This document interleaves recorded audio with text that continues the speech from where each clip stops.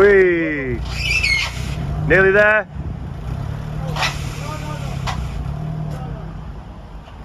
Alright, so far this really is a nightmare Arosa purchase.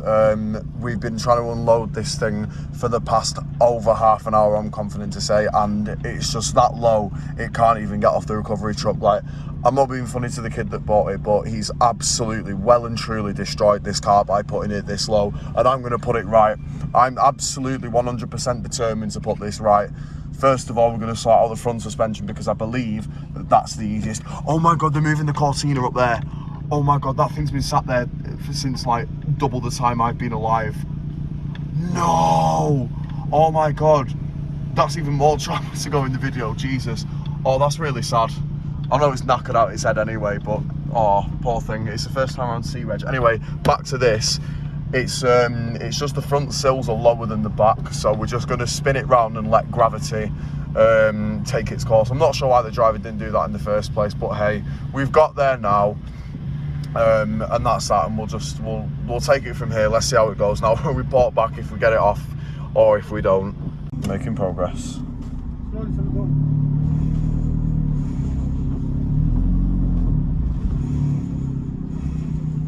That's it. I think we're nearly on there. Yeah, we're getting there. One sec.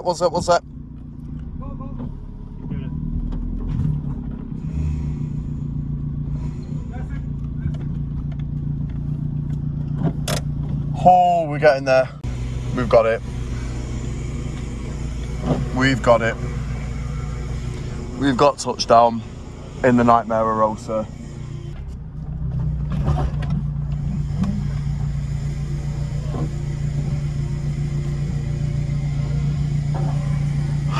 Thank God we have done it.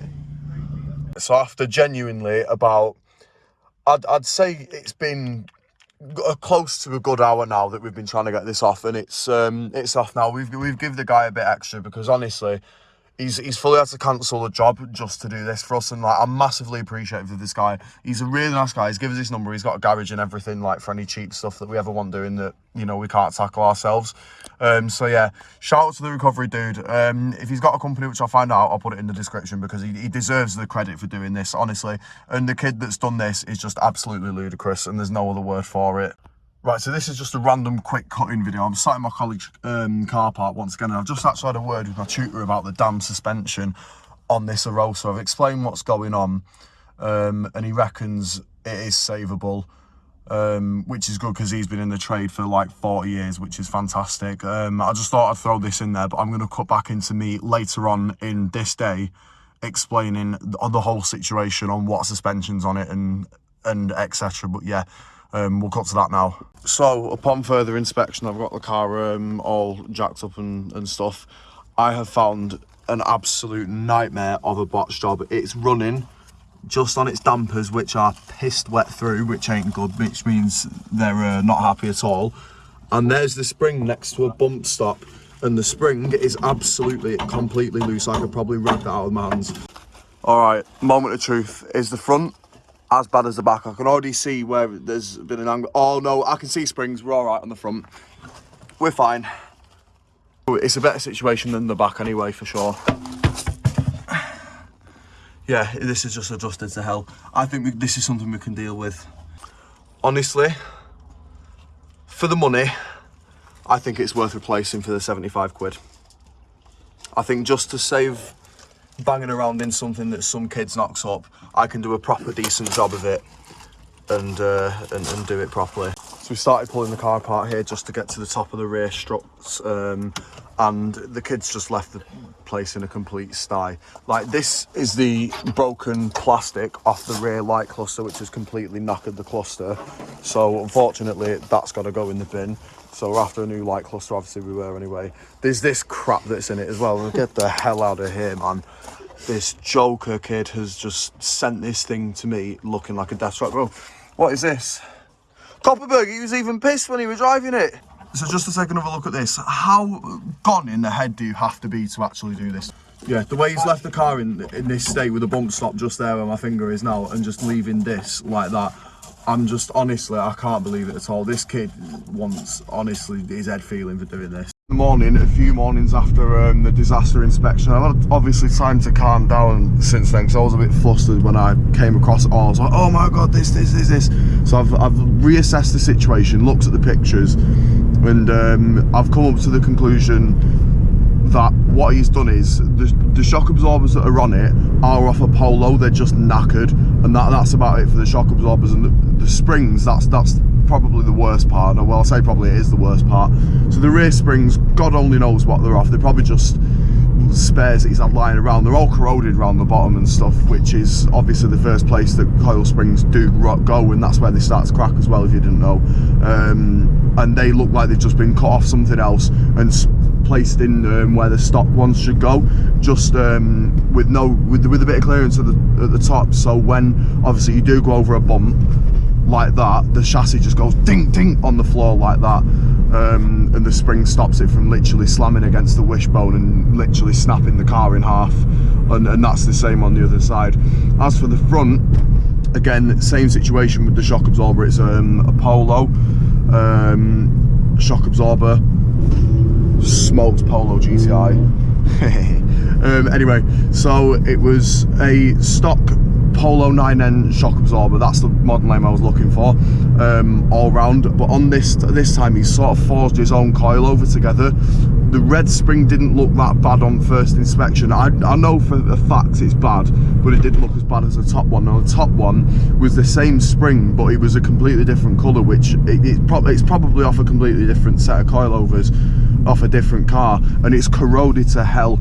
And I do body work as a job. I'm actually on the way there now, and I can tell you for nothing that is not just surface corrosion. That's got past the point of where it's just a little bit of flaky rust on the top. That's where it's flaked all the paint off by going underneath it, and it's not just that surface. Like, you could sand away at that for quite a bit before you'd actually get to aluminium. It wouldn't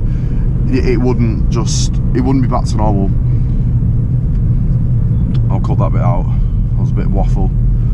And the top spring that he's used, the yellow one, that's just absolutely rotten to hell. It's more than surface rust, and I know that because I do body work on plant hire equipment, and I see that quite often where the paint's just flaking off it and there's like quite bad corrosion underneath it. So I know for a fact that that's just been lying around, and that's just a spare that he's forged it together. So pretty much, to sum it up, it's a complete and absolute botch that this kid's done. And I feel like DMO DJ here now. This kid's called Brandon. I'm not afraid to say his name. The guy's an absolute you-know-what for doing this. I'm going to keep it family-friendly, PG clean. But yeah, he's an idiot for doing this. Like, I don't understand this whole like stance stuff, and it just blows my mind that someone actually is willing to do that to a car and let someone take it off them in that state, and not even have the decency to say, all right mate, yeah, I've done this to the car, let me trailer it away in that state. And you know, like the guy's low loader that we used, beaver tail that we used, we did scrape it obviously, and as you saw in the video, it took us ages to get off it, and he's just a knob for letting us do that to me. It's just a piss take. But yeah, that's about it for the suspension assessment. The plan that I've got is, you've probably heard it clanging around in the boot. I've managed to get a very nice set of suspension for it. I went to Barnsley last night. It took me all night. I finished work at like 5:30, got home, and I went to Barnsley. I didn't get home till like 10 because the M1 and M62 was being a pain. But that aside, I managed to pick up a set of 45mm lowering springs from a Lupo GTI. And this girl was selling them, and she said they've literally been on the car 100 miles. I got them for 50 quid and she paid 180 for them. So I think that's an absolute steal, and it's a set of suspension that deserves to go on a car that's been mistreated, and I'm going to give it the life that it actually does deserve, bring it back to life properly. Yeah, so that's pretty much the plan. I'm going to reveal it all in the next video. In the next video I'm probably going to start taking apart the battered and botched suspension that is on the Arosa. So if you're looking forward to this series, this sort of like mini little series along with Suzie the Swift, drop a like, subscribe for more, because I promise you there's going to be much more interesting content coming on this. It's the biggest sort of bit of car maintenance that I've undertook myself. I do know how to do all this stuff. I've recently learned how to do it, so I'm more than confident that I can do it. And it's just going to be fun. It's just going to be a bit of a mess around, and I'm going to eventually daily the Arosa. That's the plan for it, to save miles on this, because I do want to keep it like a sort of garage queen style Swift now. Like, I want to keep it really, really clean. Like, it's my pride and joy. But yeah, waffle aside, if you enjoyed, leave a like, subscribe, and I will catch you probably before next week. See you later.